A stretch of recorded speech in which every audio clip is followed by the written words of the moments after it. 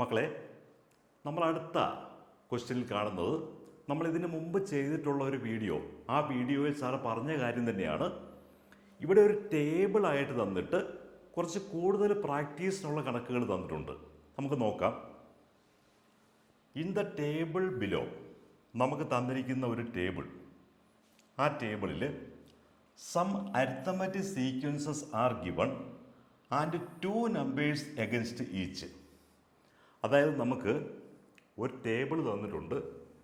ആ ടേബിളിൽ കുറച്ച് അരിത്തമാറ്റിക് സീക്വൻസും അതിൻ്റെ ഓപ്പോസിറ്റായിട്ട് 2 നമ്പേഴ്സും തന്നിട്ടുണ്ട്. നമ്മൾ ആദ്യം ഇത് മാത്രം നോക്കിയാൽ മതി. എന്നിട്ട് check whether the numbers are terms of the respective sequences. അതായത് ചുവടെയുള്ള പട്ടികയിൽ ചില സമാന്തര ശ്രേണികളും ഓരോ ശ്രേണിയും നേർക്ക് 2 സംഖ്യകളും എഴുതിയിട്ടുണ്ട്. സംഖ്യകൾ ഓരോന്നും അതാത് ശ്രേണിയിൽ ഉണ്ടാകുമോ എന്ന് പരിശോധിക്കുക. അപ്പം നമ്മൾ ഇതിനു മുമ്പ് ചെയ്ത ഒരു കണക്ക് തന്നെയാണിത്. നമുക്ക് ഒരു സമാന്തര ശ്രേണി തന്നു, അതിനുശേഷം 2 നമ്പറുകൾ അതിൻ്റെ ഓപ്പോസിറ്റ് തന്നു. ഈ 2 നമ്പറുകളും ഈ സമാന്തര ശ്രേണിയിൽ അല്ലെങ്കിൽ ഈ അരിത്തമാറ്റിക് സീക്വൻസിൽ ഉണ്ടോ എന്ന് നോക്കണം. നമുക്ക് ഈസി ആയിട്ട് നമുക്കറിയാം, നമ്മൾ ചെയ്തതാണ്. നമ്മൾ ആദ്യം എന്താ ചെയ്യേണ്ടത്? കോമൺ ഡിഫറൻസ് എടുക്കണം. 22 - 11 നമുക്ക് 11 കിട്ടും. അതിനുശേഷം 123 ഈ സമാന്തര ശ്രേണിയിൽ അല്ലെങ്കിൽ അരിത്തമാറ്റിക് സീക്വൻസിൽ ഉണ്ടോ എന്നറിയാൻ 123 നിന്നും ഈ ചെറിയ നമ്പർ കുറയ്ക്കുക. അപ്പം നമുക്ക് കിട്ടുന്നത് 121. സി, നമുക്ക് 123 നിന്നും ആ ചെറിയ നമ്പർ കുറച്ചപ്പോൾ നമുക്ക് 112 കിട്ടി. നമുക്ക് പൊതുവ്യത്യാസം അല്ലെങ്കിൽ കോമൺ ഡിഫറൻസ് ആദ്യം കണ്ടുപിടിച്ചു. 22 - 11. ഇവിടെ നമുക്ക് 22 - 11, കോമൺ ഡിഫറൻസ് 11 ഇതാണ് നമ്മൾ ആദ്യം കാണേണ്ടത്. അതിനുശേഷം നമുക്ക് തന്നിരിക്കുന്ന 123 ഈ സീക്വൻസിൽ ഉണ്ടോ എന്നറിയാൻ ഈ 123 നിന്നും ഈ ചെറിയ നമ്പർ കുറയ്ക്കുക. 123 - 11 112. ഇനി എന്താ ചെയ്യേണ്ടത്? ഈ 112നെ 11 കൊണ്ട് ഡിവൈസിബിൾ ആണോ എന്ന് നോക്കണം. നമുക്കറിയാം, സാർ നേരത്തെ പഠിപ്പിച്ചിട്ടുള്ളതാണ്, ഒരു നമ്പറിനെ 11 കൊണ്ട് ഡിവൈസിബിൾ ആണോ എന്നറിയാനുള്ള ഡിവൈസിബിലിറ്റി ടെസ്റ്റ് എന്താണ്? ഓൾട്ടർനേറ്റ് നമ്പേഴ്സ് തമ്മിൽ കൂട്ടണം. അതായത് ഫസ്റ്റ് പൊസിഷൻ, തേർഡ് പൊസിഷൻ, ഇനി 5th പൊസിഷൻ ഉണ്ടെങ്കിൽ അതും കൂടി ചേർക്കണം, 7th ഉണ്ടെങ്കിൽ അതും കൂടി ചേർക്കണം. അതിൻ്റെ ടോട്ടൽ എടുക്കുമ്പം ടോട്ടൽ എടുത്തു. ഇനി സെക്കൻഡ് പൊസിഷൻ, പിന്നെ 4th പൊസിഷൻ ഉണ്ട്, അത് അങ്ങനെ ഓൾട്ടർനേറ്റ് ആയിട്ടുള്ള പൊസിഷൻസ് എല്ലാം കൂടി കൂട്ടണം. ഇവിടെ സെക്കൻഡ് പൊസിഷൻ മാത്രമേ ഉള്ളൂ, അത് 1 ആണ്. ഇനി ഡിഫറൻസ് എടുക്കണം. ആ ഡിഫറൻസിനെ 11 കൊണ്ട് ഡിവൈസിബിൾ ആണെങ്കിൽ ഈ നമ്പരും 11 കൊണ്ട് ഡിവൈസിബിൾ ആയിരിക്കും. ഇവിടെ ഈ ഡിഫറൻസിനെ 11 കൊണ്ട് ഡിവൈസിബിൾ അല്ല. അതുകൊണ്ട് നമുക്ക് 123നെ 11 കൊണ്ട് ഡിവൈസിബിൾ അല്ല.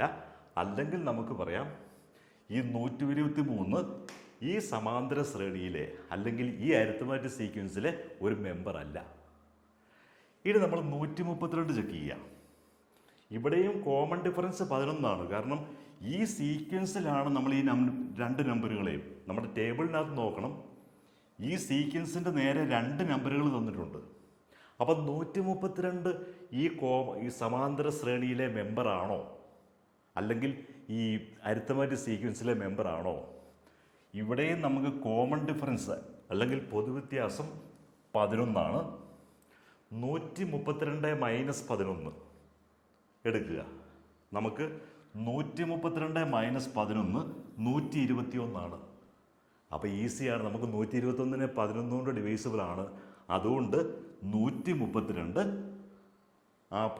ആ സമാന്തര ശ്രേണിയിലെ അല്ലെങ്കിൽ ആ അരിത്തമാറ്റിക് സീക്വൻസിലെ ഒരു മെമ്പറാണ്. ഇനി ഇതുപോലെ ഇത് വേറൊരു ക്വസ്റ്റ്യനാണ്. ഇവിടെ നമുക്കൊരു അരിത്തമാറ്റിക് സീക്വൻസ് തന്നിട്ടുണ്ട്. 100 ഇതിലെ മെമ്പറാണോ? നമ്മൾ എന്ത് ചെയ്യും? ആദ്യം നമ്മൾ ചെയ്യേണ്ട എന്താ? ഇവിടുത്തെ കോമൺ ഡിഫറൻസ്, പൊതുവ്യത്യാസം, 23 മൈനസ് 12, അവിടെയും നമുക്ക് പൊതുവ്യത്യാസം 11 അതിനുശേഷം 100 മൈനസ് 12 എടുക്കുക.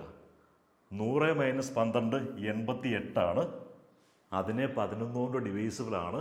അതുകൊണ്ട് നമുക്ക് 100 ഒരു മെമ്പറാണ്, ഈ അരിത്തമാറ്റിക് സീക്വൻസിലെ ഒരു മെമ്പറാണ്. ഇതുപോലെ മക്കൾ 1000ൻ്റെയും ഒന്ന് ചെക്ക് ചെയ്യുക. 1000 മൈനസ് 12 എടുത്തിട്ട് അതിനെ 11 കൊണ്ട് ഡിവൈസിബിൾ ആണോ എന്ന് മക്കൾ ഹോംവർക്ക് ആയിട്ട് ചെയ്തിട്ട് സാറിന് കമൻ്റായിട്ട് എഴുതി അറിയിക്കണം. ഇനി അടുത്ത ക്വസ്റ്റ്യൻ നോക്കിയേ, 21, 32, 43 എക്സെട്ര. അവിടെ നമുക്ക് 1000, 100.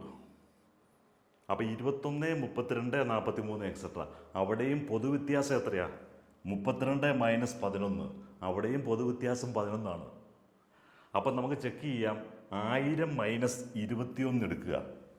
1000 മൈനസ് 21 എടുത്തിട്ട് അതിനെ 11 കൊണ്ട് ഡിവൈസിബിൾ ആണോ എന്ന് ചെക്ക് ചെയ്യുക. 11 കൊണ്ട് ഡിവൈസിബിൾ ആണെങ്കിൽ 1000 ഈ സമാന്തര ശ്രേണിയിലെ അല്ലെങ്കിൽ ഈ അരിത്തമാറ്റിക് സീക്വൻസിലെ ഒരു മെമ്പറായിരിക്കും. 100 ചെക്ക് ചെയ്യാം. നമുക്ക് 32 മൈനസ് 21 പൊതുവ്യത്യാസം 11 എല്ലായിടത്തും വരുന്നത്. അപ്പോൾ 32 മൈനസ് 21 പൊതുവ്യത്യാസം 11. ഇനി 100 ഇതിലെ ഒരു മെമ്പറാണോ ടേമാണോ എന്നറിയാൻ വേണ്ടി എന്ത് ചെയ്യും? ഈ 100ൽ നിന്നും ഈ 21 മൈനസ് ചെയ്യണം. അപ്പം നമുക്ക് 79 കിട്ടും. ആ 79നെ 11 കൊണ്ട് ഡിവൈസിബിൾ അല്ല. അപ്പോൾ അതുകൊണ്ട് 100 11 കൊണ്ട് ഡിവൈസിബിൾ അല്ല. നമുക്ക് ഈസിയാണ്, ഒരേ രീതിയിലെല്ലാം വരുന്നത്. ഇനി നമുക്ക് ചെറിയൊരു കൺഫ്യൂഷൻ ഉണ്ടാക്കുന്നത് ഇതാണ്. 1/4, 1/2, 3/4 എക്സെട്ര. ഇതിനകത്ത് 4ഉം 3യും ഒരു ടേമാണോ? അപ്പോൾ നമ്മുടെ അതേ സിസ്റ്റം നമ്മൾ എന്താണോ ചെയ്ത് അതേ സ്റ്റെപ്പ് തന്നെ എടുക്കുക. ആദ്യമേ നമുക്ക് പൊതുവ്യത്യാസം അല്ലെ കോമൺ ഡിഫറൻസ് കാണാം. Common difference 1/2 minus 1/4. ഇതാ second time minus first time 1/2 minus 1/4 എടുത്തു. 1/2 മൈനസ് 1/4 എന്ന് പറയുന്നത് എത്രയാണ്? നമുക്കറിയാം 1/2 മൈനസ് 1/4 ഈസ് ഈക്വൽ ടു 1/4. ഇതെങ്ങനെയാണ് ചെയ്യുന്നത്? ഇത് ചെയ്യണമെങ്കിൽ കണക്കിൻ്റെ ബേസിക് ഫണ്ടമെൻ്റലും LCM ഒക്കെ അറിയണം. അതിനുവേണ്ടി സാർ ഒരു പ്രത്യേക കോഴ്സ് നടത്തുന്ന കാര്യം പറഞ്ഞിട്ടുണ്ട്. മക്കൾ ഈ വാട്സപ്പിൽ ജസ്റ്റ് ഒന്ന് ക്ലിക്ക് ചെയ്ത് കഴിഞ്ഞാൽ സാർ ബേസിക് ഫണ്ടമെൻ്റലിൻ്റെ ഒരു ക്ലാസ് മക്കൾക്ക് വേണ്ടി എടുത്തു തരും. സാറിൻ്റെ എക്സ്പേർട്ട് ടീച്ചേഴ്സ് കൂടെയുണ്ട്. അവരൊക്കെ സാറിനെ ഹെൽപ്പ് ചെയ്യും. സാറിനെ ഈ വാട്സപ്പിൽ ജസ്റ്റ് ക്ലിക്ക് ചെയ്താൽ മതി, അല്ലെങ്കിൽ വിളിച്ചാൽ മതി. 1/2 മൈനസ് 1/4 നമ്മൾ എങ്ങനെയാണ് ചെയ്യേണ്ടത്?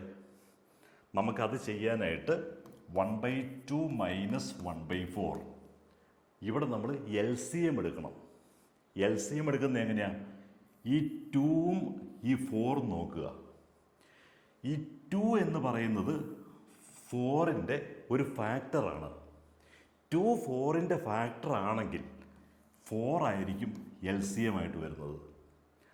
അതിനുശേഷം നോക്കേണ്ടത് ന്യൂമറേറ്ററിൽ ഒരു 1 കിടപ്പുണ്ട്. അപ്പം നമ്മൾ 1 ഇൻറ്റു എടുത്തിട്ട് പിന്നെ നമ്മൾ നോക്കേണ്ടത് എന്താ? 2നെ എത്ര കൊണ്ട് മൾട്ടിപ്ലൈ ചെയ്താൽ 4 കിട്ടും? 2നെ 2 കൊണ്ട് മൾട്ടിപ്ലൈ ചെയ്താൽ 4 കിട്ടും. അവിടെ നമ്മൾ അവിടെ 2 എന്ന് എഴുതുക. അതിനുശേഷം ഈ സൈൻ ഇവിടെ ഇടുക. പിന്നെ ഇവിടെ 1 ഉണ്ട്. അപ്പോൾ 1 ഇൻറ്റു ഇനി 4നെ എത്ര കൊണ്ട് മൾട്ടിപ്ലൈ ചെയ്താൽ 4 കിട്ടും? 4നെ 1 കൊണ്ട് മൾട്ടിപ്ലൈ ചെയ്താൽ 4 കിട്ടും. ഇവിടെ 1 എഴുതുക. അപ്പം നമുക്ക് 1 into 2 2 minus 1/4 is equal to 1/4. അപ്പം നമുക്ക് 1/2 മൈനസ് 1/4 ഈസ് ഈക്വൽ ടു 1/4. നമ്മൾ 10ാം ക്ലാസ്സിൽ പഠിക്കുന്ന കുട്ടികളായതുകൊണ്ട് തീർച്ചയായിട്ടും ഈ LCMും എല്ലാ കാര്യങ്ങളും മക്കൾക്ക് അറിയാം എന്നുള്ളത് സാറിന് ഉറപ്പാണ്. എങ്കിലും അത് കൂടുതൽ പ്രാക്ടീസ് ചെയ്യണമെങ്കിൽ സാറിനെ വാട്സപ്പിൽ വിളിച്ചാൽ മതി. സാറിൻ്റെ ടീച്ചേഴ്സ് ഹെൽപ്പ് ചെയ്യും. അപ്പം നമുക്ക് പൊതുവ്യത്യാസം അല്ലെ കോമൺ ഡിഫറൻസ് 1/4 എന്ന് കിട്ടി. ഇനി നമ്മൾ ചെയ്യേണ്ടത് എന്താ? ഈ 4ഉം 3യും ഇതിലെ ഒരു ടേം ആണോ എന്ന് അറിയാൻ നമ്മൾ പഴയ പോലെ ചെയ്യുക. ഈ 4ൽ നിന്നും ഈ 1/4 മൈനസ് ചെയ്യുക. ഏറ്റവും ഫസ്റ്റ് ടൈം ആദ്യത്തെ പദം മൈനസ് ചെയ്യുക. അപ്പം നമുക്ക് 4 മൈനസ് 1/4 എത്രയാണെന്ന് നമുക്കറിയാം. ഇവിടെയും നമുക്ക് LCM കാണാൻ അറിയാം. എങ്ങനെയാണ്? 4 ഇൻറ്റു 4 16 ആണ്. അപ്പോൾ 16 മൈനസ് 1/4. ഇതൊക്കെ ബേസിക് ഫണ്ടമെൻ്റലിൽ പഠിക്കുന്ന കാര്യങ്ങളാണ്. അപ്പം നമുക്ക് 15/4 എന്ന് കിട്ടും. ഈ 15/4നെ പൊതുവ്യത്യാസം കോമൺ ഡിഫറൻസ് കൊണ്ട് ഡിവൈസിബിൾ ആണോ എന്ന് നോക്കണം. നമുക്ക് 15/4നെ 1/4 കൊണ്ട് ഡിവൈഡ് ചെയ്താൽ ഈ ഓൾട്ടർനേറ്റ് വരുന്ന നമ്പേഴ്സ് നമുക്ക് ക്യാൻസൽ ചെയ്യാം. എന്തുകൊണ്ടാണ് ഇതിങ്ങനെ ക്യാൻസൽ ചെയ്യുന്നത്? നമ്മൾ പഠിച്ചിട്ടുണ്ട് ഡിനോമിനേറ്ററിനെ തിരിച്ചിട്ട് ന്യൂമറേറ്ററുമായിട്ട് മൾട്ടിപ്ലൈ ചെയ്യാം. അപ്പോൾ 15/4നെ നമുക്ക് 15/4 ഡിവൈഡഡ് ബൈ 1/4 അതിന് പകരം തിരിച്ചിട്ട് 4/1 എന്ന് മൾട്ടിപ്ലൈ ചെയ്താൽ 4ഉം 4ഉം ക്യാൻസലായി പോവും. 15/1 എന്ന് പറഞ്ഞാൽ 15 ആണ്. അതുകൊണ്ട് നമുക്ക് 15 എന്ന് കിട്ടും. അല്ലെങ്കിൽ നമുക്കൊരു പൂർണ്ണസംഖ്യ, ഒരു ഇൻറ്റിജർ കിട്ടി. അതുകൊണ്ട് 15/4നെ 1/4 കൊണ്ട് ഡിവൈസിബിൾ ആണ്. അതുകൊണ്ട് നമുക്ക് പറയാം 4 is A member of this arithmetic sequence. അല്ലെങ്കിൽ 4 എന്ന് പറയുന്നത് ഈ സമാന്തര ശ്രേണിയിലെ ഒരു മെമ്പറാണ്. ഇതുപോലെയുള്ള കാര്യങ്ങളൊക്കെ മക്കൾക്ക് ചെയ്യാൻ അറിയില്ല എങ്കിൽ നമ്മൾ ബേസിക് ഫണ്ടമെൻ്റലിൽ വീക്കാന്ന് അതിൻ്റെ അർത്ഥം. അങ്ങനെയാണെങ്കിൽ സാറിന് തീർച്ചയായിട്ടും ഈ വാട്സപ്പ് നമ്പറിൽ വിളിക്കണം. സാറിൻ്റെ ടീച്ചേഴ്സ് മകളെ ഹെൽപ്പ് ചെയ്യും. ഇനി ഇതുപോലെ തന്നെ ഈ 3 ഇതിലെ ഒരു മെമ്പറാണോ? ഈ സമാന്തര ശ്രേണി അല്ലെങ്കിൽ ഈ അരിത്തമാറ്റിക് സീക്വൻസിലെ ഒരു മെമ്പറാണോ? നമുക്കറിയാം ഇവിടെയും കോമൺ ഡിഫറൻസ് അല്ലേ പൊതുവ്യത്യാസം 1/2 മൈനസ് 1/4. 1/2 മൈനസ് 1/4. അപ്പം നമുക്ക് പൊതുവ്യത്യാസം 1/4 തന്നെയാണ്, അല്ലെങ്കിൽ കോമൺ ഡിഫറൻസ് 1/4 ആണ്. ഇനി നമ്മൾ ചെയ്യേണ്ടത് എന്താ? ആദ്യ പദം 1/4 അല്ലെങ്കിൽ ഫസ്റ്റ് ടേം എന്ന് പറയുന്ന 1/4 ആണ്. സി ഇവിടെ ഫസ്റ്റ് ടേം 1/4 ആണ്. അപ്പോൾ ഈ 3യിൽ നിന്നും 1/4 മൈനസ് ചെയ്യണം. അപ്പോൾ എത്രയാ? 3 × 4 12. 12 മൈനസ് 1/4 എന്നാണ് വരുന്നത് 11/4. ഈ 11/4നെ 1/4 കൊണ്ട് ഡിവൈഡ് ചെയ്യുമ്പം നമുക്കൊരു ഇൻറ്റിജർ കിട്ടും. അപ്പം ഇൻറ്റിജർ കിട്ടണം. ഡിവൈഡ് ചെയ്യുമ്പോൾ ഇൻറ്റിജർ കിട്ടിയാൽ ഈ ന്യൂമറേറ്ററിനെ ഡിനോമിനേറ്റർ കൊണ്ട് ഡിവൈസിബിൾ ആണെന്ന് പറയും. അതിന് ഡിവൈസിബിൾ എന്ന വാക്കിൻ്റെ മീനിങ് നമുക്ക് സാറ് പറഞ്ഞുതരാം. ഒരു നമ്പറിനെ വേറൊരു നമ്പർ കൊണ്ട് ഡിവൈഡ് ചെയ്യുമ്പോൾ ഇൻറ്റിജർ കിട്ടുവാണെങ്കിൽ നമുക്ക് പറയാം 6 ഈസ് ഡിവൈസിബിൾ ബൈ 2, അല്ലെങ്കിൽ ന്യൂമറേറ്റർ ഈസ് ഡിവൈസിബിൾ ബൈ ഡിനോമിനേറ്റർ.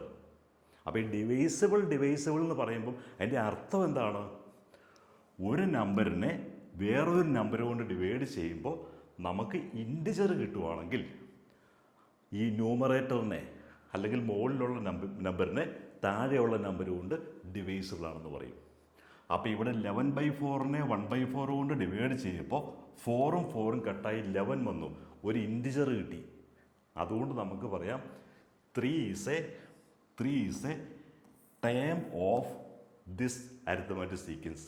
അല്ലെ 3 എന്ന് പറയുന്നത് ഈ കാണുന്ന സമാന്തര ശ്രേണിയിലെ ഒരു പദമാണ്. ഇതുപോലെ ഈ ഒരു സമാന്തര ശ്രേണി അല്ലെങ്കിൽ അരിത്തമാറ്റിക് സീക്വൻസ് അത് ഈ 3ഉം 4ഉം ഇതിലെ ഒരു പദമാണോ അല്ലെങ്കിൽ ഒരു ടേം ആണോ? മക്കൾ ഹോംവർക്കായിട്ട് ചെയ്തിട്ട് സാറിന് കമൻറ്റ് ചെയ്യണം. സാറിൻ്റെ വീഡിയോ സബ്സ്ക്രൈബ് ചെയ്യണം. അതുപോലെ തന്നെ നിങ്ങളുടെ കൂട്ടുകാരിലേക്കൊക്കെ ഒന്ന് ഷെയർ ചെയ്യണം. പിന്നെ നമുക്ക് ഈ കാര്യങ്ങളൊക്കെ ചെയ്തപ്പോൾ നമ്മൾ കുറച്ച് LCMഉം ഡിവിഷനും ഡിവൈസിബിലിറ്റി ഒക്കെ പറഞ്ഞു. ഇതെല്ലാം കണക്കിൻ്റെ ബേസിക് ഫണ്ടമെൻ്റലാണ്. അപ്പോൾ സാറ് പറയുന്ന അത്യാവശ്യമുള്ളൊരു കാര്യം, നിങ്ങൾ കണക്കിൻ്റെ ബേസിക് ഫണ്ടമെൻ്റൽ അത്യാവശ്യമായിട്ട് പഠിക്കണം. അതിന് സാറിൻ്റെ വാട്സപ്പിൽ ജസ്റ്റ് ഒന്ന് ക്ലിക്ക് ചെയ്താൽ മതി. നിങ്ങൾക്ക് ഫണ്ടമെൻ്റൽ അറിയാമെങ്കിൽ അതിൻ്റെ ആവശ്യമില്ല. അറിയാൻ പാടില്ലാത്ത കുട്ടികൾ തീർച്ചയായിട്ടും വാട്സപ്പിൽ ക്ലിക്ക് ചെയ്യണം.